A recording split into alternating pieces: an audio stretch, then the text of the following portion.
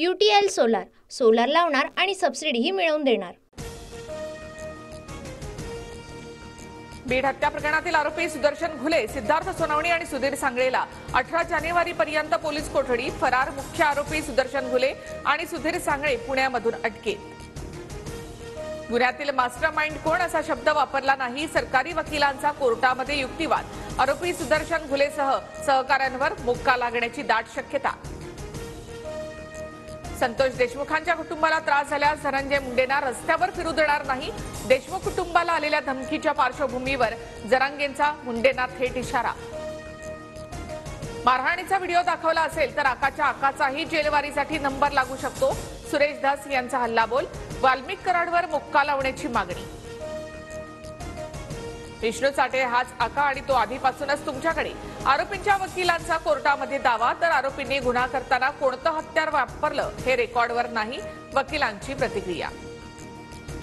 आरोपींना पश्चाताप नाही, त्यांनी देशमुखांची हत्या एन्जॉय केली, पोलिसांची केस कोर्टामध्ये माहिती।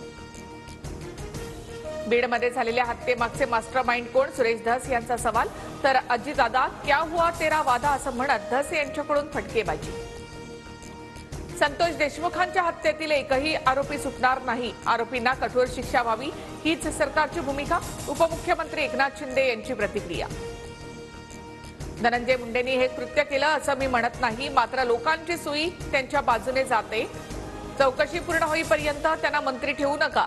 बीड हत्या प्रकरणावर सुरेश धस यांची मागणी। बिहारलाही लाजवेल अशी परळीमध्ये स्थिती, अनेक खून इथे पचवले गेलेत। संजय जाधव यांचा आरोप, फडणवीस अजितदादांनी धनंजय मुंडेंचा राजीनामा घेण्याची ही मागणी। डॉक्टर वायभसे यानेच घुले आणि सांगळेला पळून जाण्यासाठी मदत केली, तपासात नवा खुलासा। वायभसेच्या चौकशीनंतरच घुले आणि सांगळेच्या मुसक्या आवळण्यात यश। बीड हत्या प्रकरणाचं पुणे कनेक्शन उघड, वाल्मिक कराड पाठोपाठ इतर आरोपींनाही पुण्यामधून अटक। धनंजय देशमुख, सुप्रिया सुळे, जरांगेंकडून पुणे कनेक्शन बाबत सवाल। सरेंडर वेळी वाल्मिक कराडने माझ्या गाडीत लिफ्ट मागितली, स्कॉर्पिओ मालक आणि धनंजय मुंडेंचा कार्यकर्ता शिवलिंगम मोराळे याचा अजब गजब दावा। संतोष देशमुखांचं कुटुंब लवकरच मुख्यमंत्र्यांची भेट घेणार, आरोपींना फाशी देण्याची देशमुख कुटुंबियांची मागणी। वाल्मिक कराडच्या जीवाला सत्ताधाऱ्यांकडूनच धोका, कराडला संपवून पुरावे नष्ट करण्याचा प्रयत्न सत्तेत बसलेल्यांचा असू शकतो, वडेट्टीवारांकडून भीती व्यक्त।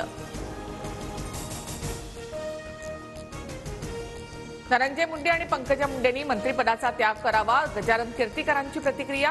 शिवसेनेकडून पहिल्यांदाच मुंडे भाऊ बहिणीच्या राजीनाम्याची मागणी। माजी आमदार राजन साळवींनी घेतली उद्धव ठाकरे यांची भेट, मी नाराज असल्याची भावना ठाकरेंपर्यंत पोहोचवली, भेटीनंतर साळवींची प्रतिक्रिया। पालकमंत्रीपदाचा तिढा प्रजासत्ताक दिनाच्या आधी सुटण्याची शक्यता, जवळपास 80% जागांवर तीनही पक्षांचं एकमत, तर काही जागांवरून तीनही पक्षांमध्ये रस्सीखेच। लडाखबाबत चीनच्या कुरापती सुरूच, 2 नव्या प्रांतांची घोषणा करताना चीनने लडाखचा काही भाग नकाशामध्ये दाखवला, भारताच्या परराष्ट्र मंत्रालयाकडून तीव्र आक्षेप। कांगारूंसमोर ऋषभ पंत एकटा नडला, बाकीच्या फलंदाजांकडून पुन्हा एकदा निराशाच। दुसऱ्या डावात दिवस अखेर भारताचे 141 धावांवर 6 गडी बाद, भारताची 145 धावांनी आघाडी। UTL सोलार सोलार लावणार आणि सबसिडीही मिळवून देणार।